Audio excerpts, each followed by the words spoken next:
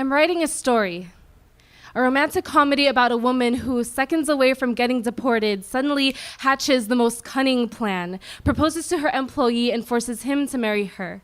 And in true Hollywood fashion, the two inadvertently fall in love in the end. All's well that ends well, except the story sounds a little familiar.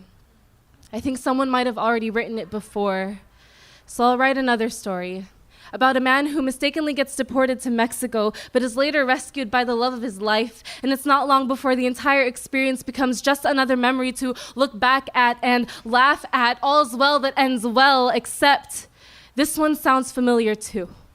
So I'll write a different story, one that goes like this. My cousin offers his best friend a sports car as payment for marrying me.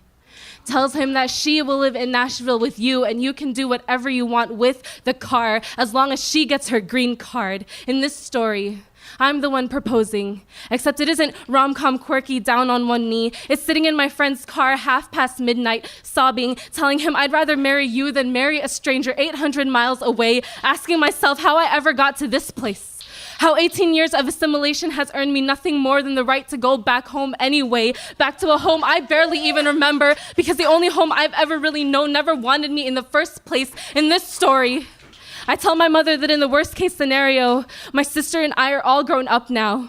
And we'll be all right by ourselves here, but you and Dad will need each other should either of you ever get sent back home. Watch the beer roll where my family sits in the living room evaluating how prepared we are to be separated from each other. No one is laughing now, even though we've just become the punchline for the story. The big plot twist that everyone's been waiting for. We don't swoon in this house. There's no room for romance or comedy when it is your family that faces deportation, when it is your mother and father that have to choose between their daughters and each other, when it is you that is left wondering if this body intact is worth a fractured family, if the loneliness is really worth your pride, and if your pride is worth forsaking your mother's sacrifices, if it means you get to hold on to your dignity just a little while longer, if it means for once you get to choose how this story goes.